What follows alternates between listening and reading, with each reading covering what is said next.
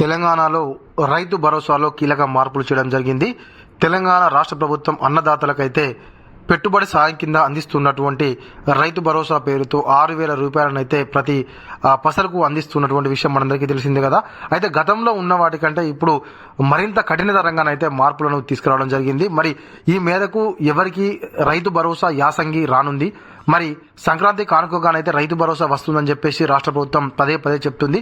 మరి సంక్రాంతికి మరొక వారం రోజులు మాత్రమే ఉంది. మరి ఈ వారం రోజుల్లో రాష్ట్ర ప్రభుత్వం ఏ మార్పులు తీసుకొచ్చే అవకాశం ఉంది, మరి అందులో ఎంతమంది అర్హత కలిగి ఉంటారు, ఎంతమంది అనర్హత కలిగి ఉంటారు అనేటువంటి పూర్తి సమాచారం అయితే తప్పకుండా ఈ వీడియోలో మీకు చెప్పేటువంటి ప్రయత్నం అయితే చేస్తాను. తప్పకుండా మీరైతే వీడియో చివరి వరకు చూడండి.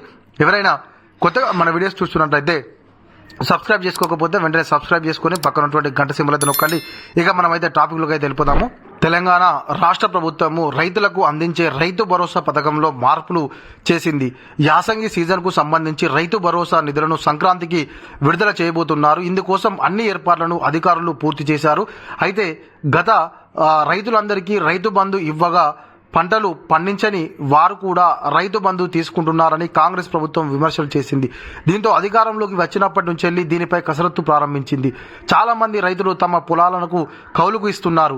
దాని ద్వారా కౌలు డబ్బులు పొందుతున్నారు. అలాగే ప్రభుత్వం నుంచి వచ్చే రైతు భరోసా పథకాన్ని కూడా పొందడంతో వారు ఆర్థికంగా చాలా లబ్ధి పొందుతున్నారు. కానీ చాలా మంది చిన్న సన్నకారు రైతులు నష్టపోతున్నారని రేవంత్ సర్కార్ అయితే భావిస్తుంది. అయితే ప్రస్తుతం ఉన్న కాంగ్రెస్ ప్రభుత్వం అయితే అంతకుముందు ఉన్నటువంటి ప్రభుత్వం మీదనైతే ఏదైతే పంట పండించినటువంటి దానికి కూడా రైతు భరోసా ఇస్తున్నారు, అదే రైతు బంధు ఇస్తున్నారని చెప్పేసి అనేక ఆరోపణలు చేయడం జరిగింది. అయితే ఆ తర్వాతకి అధికారంలోకి వచ్చినప్పటి నుంచి అయితే కాంగ్రెస్ ప్రభుత్వం అయితే దీనిపైన పెద్ద ఎత్తున అయితే ఫోకస్ చేయడం జరిగింది. ఖచ్చితంగా పంట పండించినటువంటి భూమికి మాత్రమే రైతు భరోసా ఇవ్వాలి, నిజమైనటువంటి రైతులకు మాత్రమే రైతు భరోసా అందాలని చెప్పేసి కాంగ్రెస్ ప్రభుత్వం అయితే కంకణం కట్టుకుంది. మనకు మొదటి నుంచి కూడా ఖచ్చితంగా పండించినటువంటి భూమికి మాత్రమే, ఏదైతే సాగు చేస్తున్నటువంటి భూమికి మాత్రమే రైతు భరోసా ఇస్తామని చెప్పేసి కాంగ్రెస్ ప్రభుత్వం అయితే మొదటి నుంచి కూడా చెప్పుకుంటూ రావడం జరుగుతుంది. అందుకోసం రైతు భరోసా అమల్లో కీలక మార్పులు చేసింది.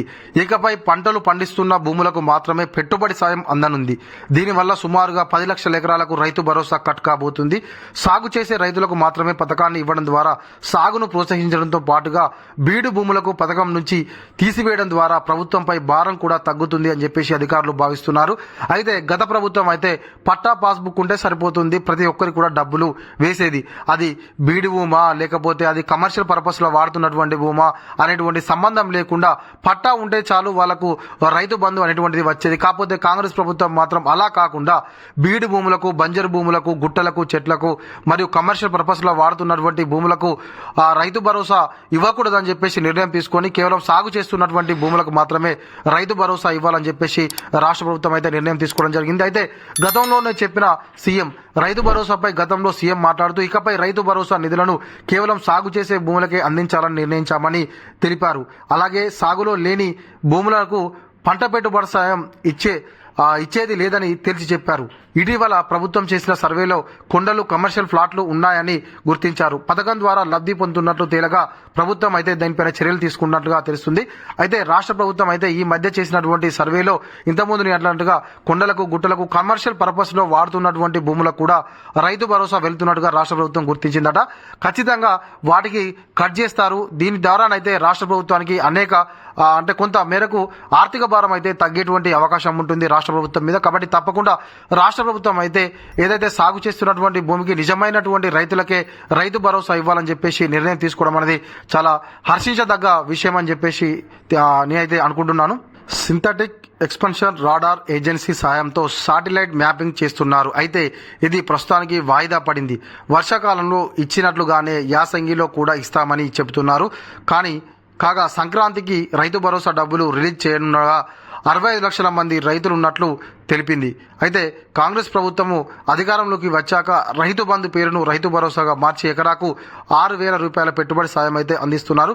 అయితే మనకు మొన్నటిదాకానైతే మనకు శాటిలైట్ ద్వారా సర్వే నిర్వహించి కేవలం సాగులో ఉన్నటువంటి భూమికి మాత్రమే ఈ యొక్క రైతు భరోసా ఇస్తారు అని చెప్పేసి అయితే మనకు ఏదైతే ప్రచారం జరిగిందో, ఇప్పుడు ప్రస్తుతం అయితే రాష్ట్ర ప్రభుత్వము గతంలో ఇచ్చిన విధంగానే ఇవ్వడానికి ముందుకు వచ్చేట్టుగా అర్థమవుతుంది. వానాకాలం సీజన్లో ఏదైతే శాటిలైట్ సర్వే నిర్వహించి ఇవ్వాలనేటువంటి ఆలోచనలు ఉన్నట్టు తెలుస్తుంది. దీనిపైన రాష్ట్ర ప్రభుత్వం అయితే ఒక క్లారిటీ ఇచ్చి మరి సంక్రాంతికి అయితే పక్కాగా మనకు రైతు భరోసా వస్తుంది అనేటువంటిది అయితే క్లారిటీ ఉంది. కాకపోతే ఎవరికి ఏంది అనేది అయితే క్లారిటీ లేదు.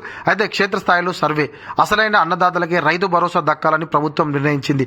అయితే గత ప్రభుత్వ హయాంలోనైతే కొండలు కమర్షియల్ ఫ్లాట్లో ఉన్న వారికి సాయం అందుతుందని తెలిసింది. వారికి చెక్ పెట్టేలా శాటిలైట్ మ్యాపింగ్ చేపట్టింది. సింథటిక్ ఎక్స్పెన్షన్ రాడార్ ఏజెన్సీ సాయంతో అధికారులు క్షేత్రస్థాయిలో సర్వే చేసి అనర్హులను గుర్తిస్తున్నారు.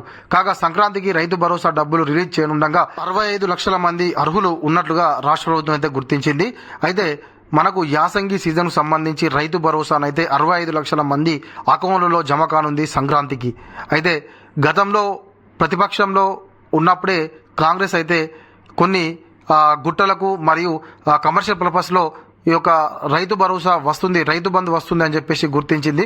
అందుకే మొదటగా కాంగ్రెస్ అధికారంలోకి వచ్చిన వెంటనే ఈ యొక్క రైతు భరోసా పేరును రైతు బంధు పేరును రైతు భరోసాగా మార్చింది. తర్వాతకైతే దీనిపైనే ఎక్కువగా ఫోకస్ చేసి ఖచ్చితమైనటువంటి రైతులకే రైతు భరోసా ఇవ్వాలనేటువంటి ఉద్దేశంతోనైతే రాష్ట్ర ప్రభుత్వము నిర్ణయం తీసుకొని దీనిపైన ప్రతిసారి అయితే క్షేత్రస్థాయిలో సర్వేలు అయితే నిర్వహిస్తుంది. కాబట్టి రాష్ట్ర ప్రభుత్వం అయితే సంక్రాంతికి ఇచ్చేటువంటి రైతు భరోసా విషయంలోనైతే కొంత కమర్షియల్ పర్పస్లో వాడుతున్నటువంటి భూములకు వచ్చేటువంటి అవకాశం అయితే కనిపిస్తలేదు.